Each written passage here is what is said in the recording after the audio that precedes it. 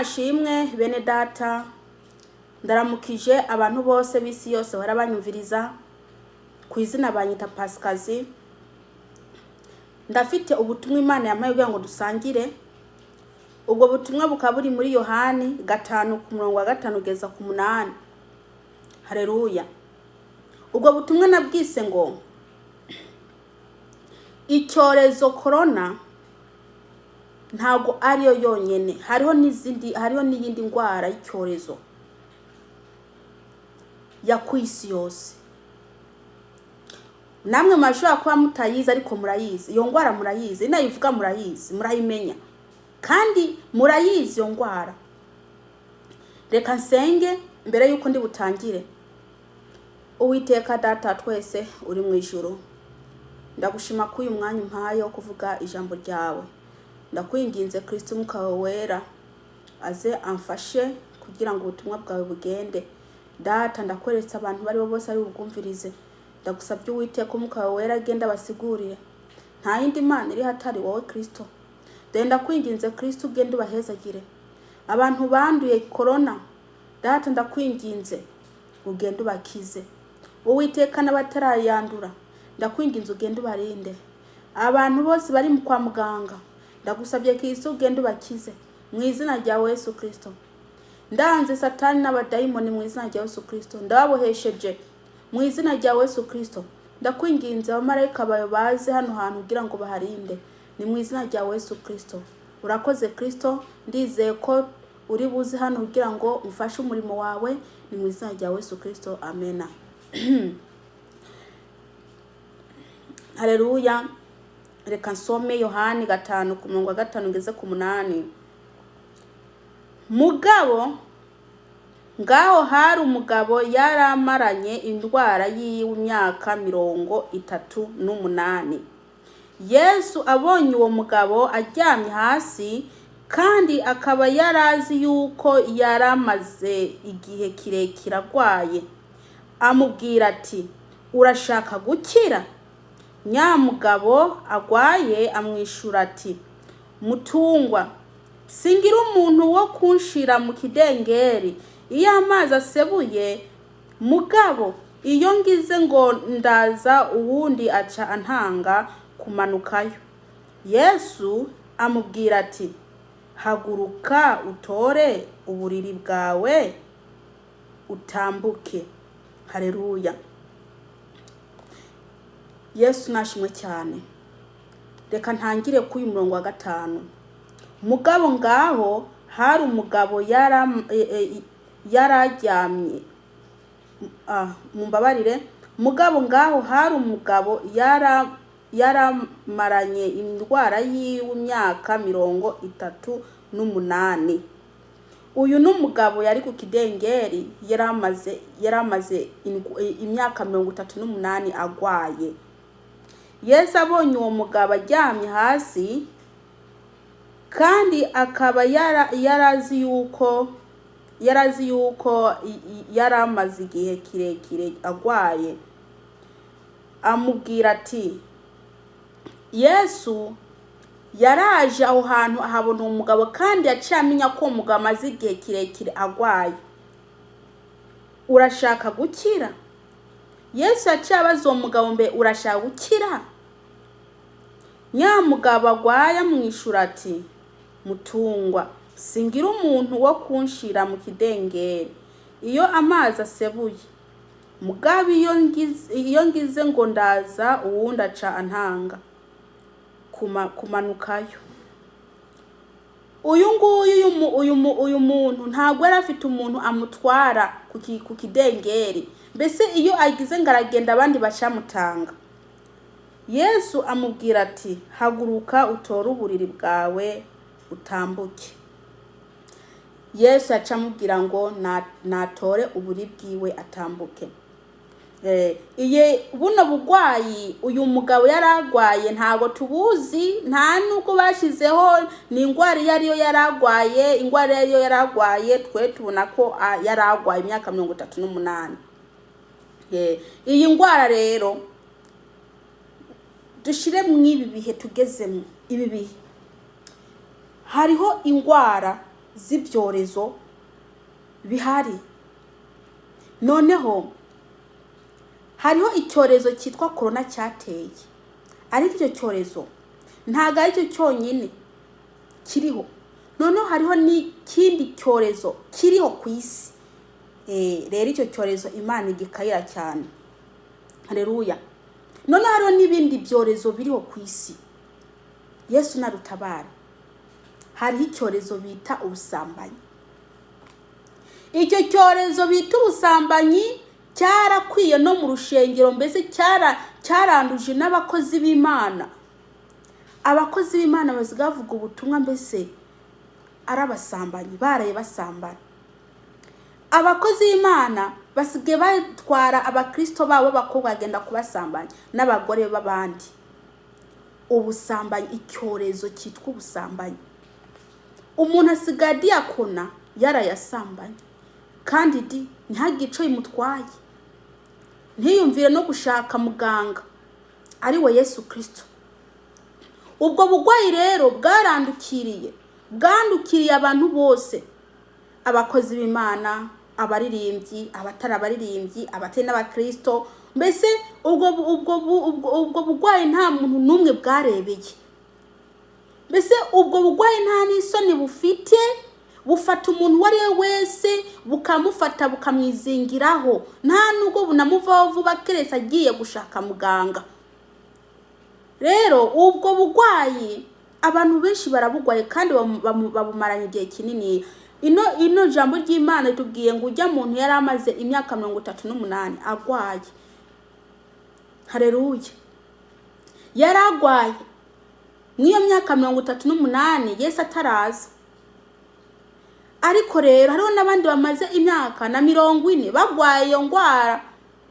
Hariho n'abandi bamaze imyaka 5 bagwaye iyo ngwara.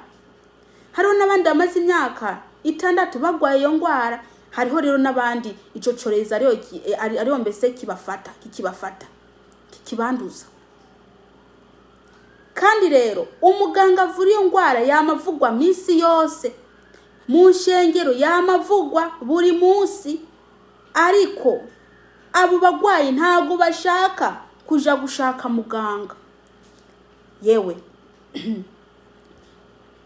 muganga birirwa muvuga no ku ma YouTube, muganga birirwa muvuga no ku maradiyo, muganga birirwa muvuga no ku ma TV, muganga aravugwa hariho hose. Ariko umugwayi yakumva ko muganga hari ntiyumvire kuja kumushaka. Ntago abantu biyumvira kuja gushaka muganga ngo agenda bakize, ahubwo baguma bagwaye iyo ngwara, ahubwo bagenda banduza n'abandi. Ese iyo afashe umukobwa akamubesha ngo nzaguhibi akamusambanya ntaba mwanduje? Aho aba mwanduje. Hariho n'izindi ngwara zindi, ingwara z'ubujura. Izo ngwara rero, izo ngwara zirateye ku bantu since abantu bose iyo ngwara ni ingwara bibisha umunzani, yo kubisha umunzani. Iyo ngwara yo kubisha umunzani irateye, yarandukije abantu b'abacuruzi. Abantu bariba bakibisha umunzani ngo bashaka kunguka. Iyo ngwara rero mwene data hakuja kuyivuza, baguma ahubwo bayikoresha kugira ngo ikure, igumikura kugeza igihe bazafata umuntu bamwibe nk'inusu yose, batangiriye ku tuntu duto bakuraho duto kugeza n'igihe biba inusu bakayitwara. Waje kubashorera akagira ngo atwaye bikwiye, naho hari ahantu banyuze kugira ngo amutware ibintu, akazacuza homba ngo mbe ngo byagenze gutagiye kumuranguraho. Yewe iyo ngwara ni nyinshi mwisi ku bantu bakoresha iminzani. Kandi yo ntago ari bose uzasanga bari ko barakoresha ukuri. Hariho n'izindi ngwara zitandukanye turebye ahangaha ku murongo wa 5 ku murongo wa 5 ku murongo wa uhereye ku murongo wa mbere ukamanuka kugeza kwa 5 ijambo ry'Imana itubwira ko hariho abagwayi batandukanye. Hari abagwayi bamugaye, hari abagwayi banyunyutse. Abanyunyutse bariho n'ubu bariho, bafite ingwara zitandukanye. Uko ahangaha batubwira bitandukanye, ingwara zitandukanye, niko n'ubu ingwara zitandukanye ziriho. Ariko se hariho n'ingwara y'ubujura. Ese koko ibyo Imana izabireba ibyihanganire koko? Izi ni ingwara, hariho izizo zica umubiri, ntago zica ubugingo. Hari izo rero, izo ngizo mvuze rero nshaje, kwanza zirahari. Zica ubugingo, ni za zindi Imana ireba igasesemwa, ni za zindi Imana ireba ikumva yakora no ikintu kingana uku ngo ikumva nyine yakura abantu bose.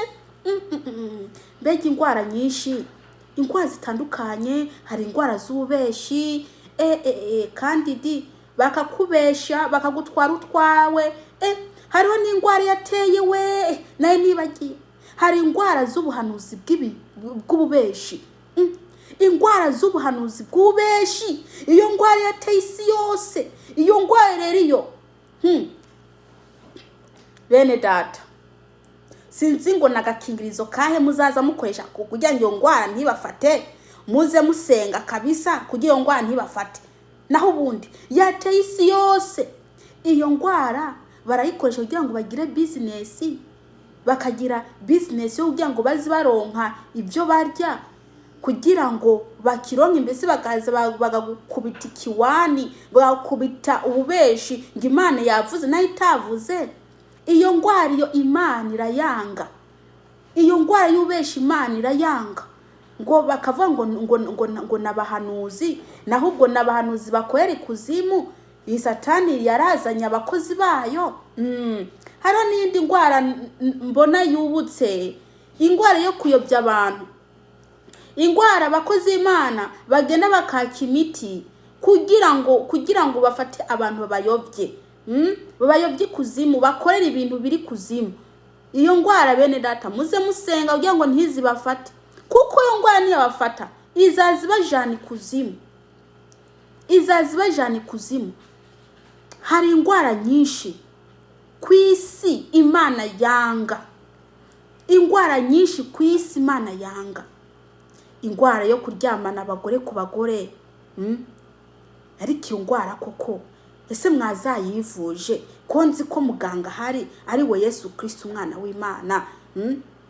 Ariko uzasanga ufite phone, uzasanga ufite phone uguma wumviriza bariko baravuga uwo muganga, bamuvuga muganga, ariko kugira ngo ugende umushakinga gukureho uwo muzigo w'ubugwayi ufite bikananirana. Bene data, nimureke ibibi mukora ibyiza, nimureke ibibi mukora ibyiza kugira ngo Imana izabagire neza. None se ko uwo mushinga w'ubusambanyi ari wo watoranije, ese buryo mushinga burya urafite aho uzakujana se? Uwo mushinga bene data, ingwara zateye mu isi ntago nazivuga ngo zirangize. Ufite umwuka wera, nukuru umwuka wera ze ababwira izindi ngwara ziriho zateye, mukwiye kuzirinda, mukwiye kwirinda izo ngwara ntize zibanduze.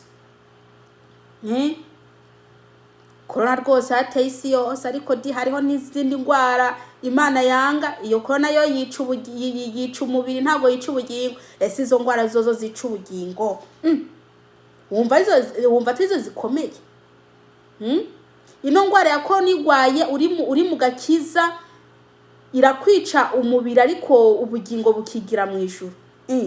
Izo nazo izo ngwara zindi zica ubugingo ugacuja muri gihonomo. Bene data, nukuri nimureke ibibi mukora ivyiza, kuko Uwiteka Imana ya Isirayeli arahari, yarungitse Yesu Kristo ariyo Mana kugira ngo adukize izo ngwara zitubangamiye. Haleluya. Ingwara zo kwiba uri mu rushengero, ingwara zo kwiba Imana, ikigira 10 n'amashikanwa, iyo byose Imana irayibone ikumva uburakaye nyene yabusuka mu isi. Nimureke ibyo bintu ntago ari byiza, nimureke ibyo bintu ntago ari byiza bene data. Nimwihane nkuko navuze rino jambo ryo muri Matayo 3 ngo nimwihane kubwo mbwo mwijuru bwegereje. Hari izi ngwara zitwa amadivorce, izo ngwara zo zateye isi yose. Ariko se bene data, gato gusa divorce, gato gusa divorce, iyo ni ingwara imaze gutera isi yose. Nidushaka ubwami bwo mwijuru, nidushake ubugingo, tureke kuja mu bintu bitagira akamaro. Dusabe umuganga ari we Yesu Kristo umwana w'Imana aze adufashe, aze adukureho uwo muzigo, umuzigo w'ubusambanyi, ubusambanyi bwateye hose bene data. Wa muntu we sindikunda guca urubanza, ariko ndikunda kubwiza ukuri, ndikunda vuga ibyo umwuka yashizemo kuvuga.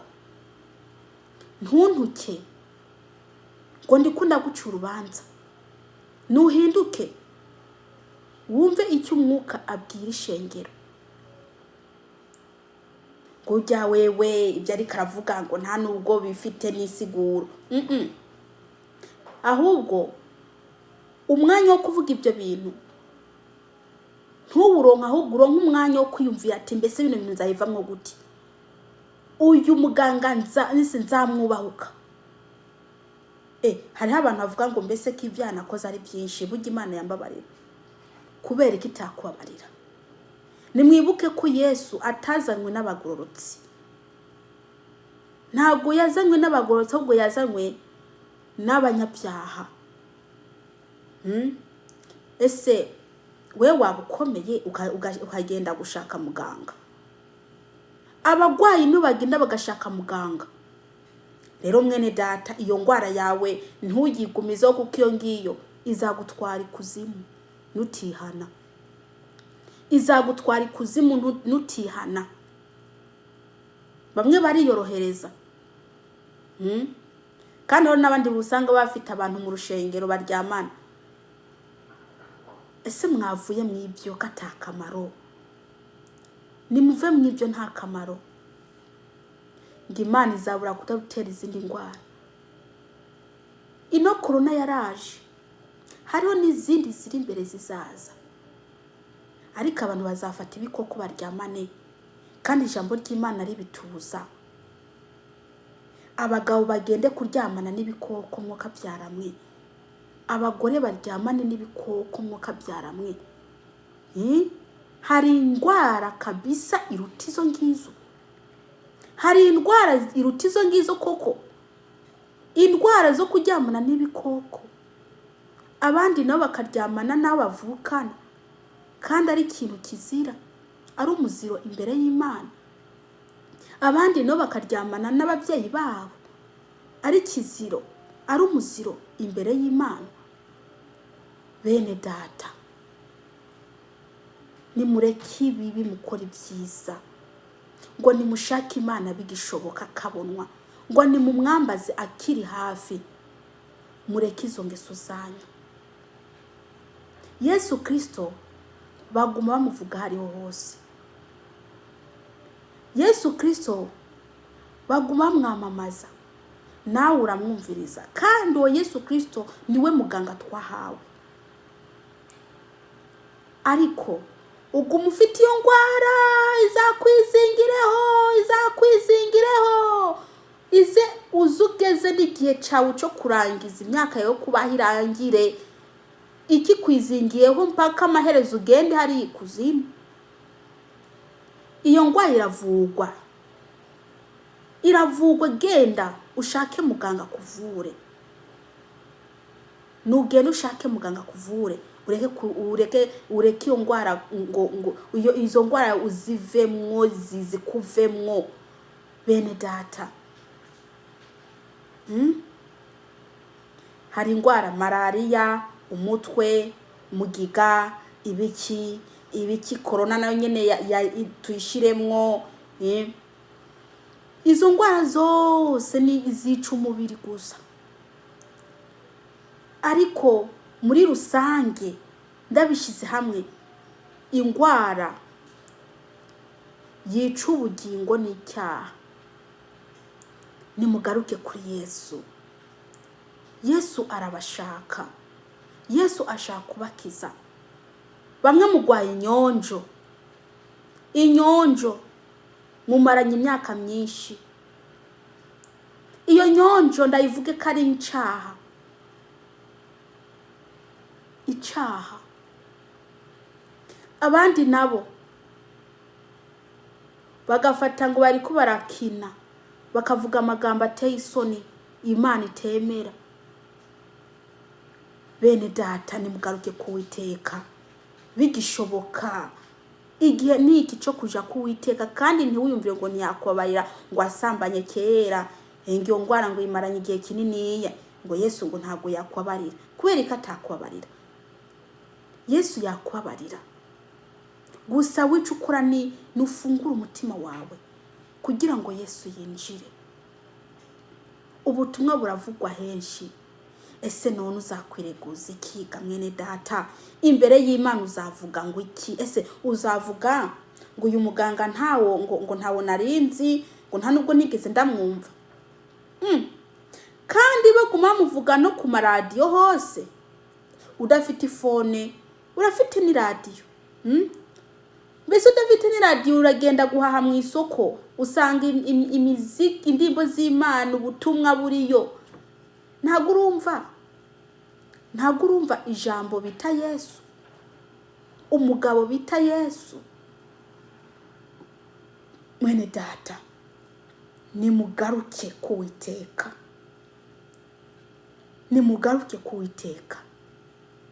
Yesu nabagire neza. Jewe ngejeje ngaha bari bwumve buno butumwa Imana ibahezagire. Buno butumwa ntimubufate mwenekwe. Reka senge. Uwiteka Mana ya Israeli, ndagushima ko ubutumwa duhaye.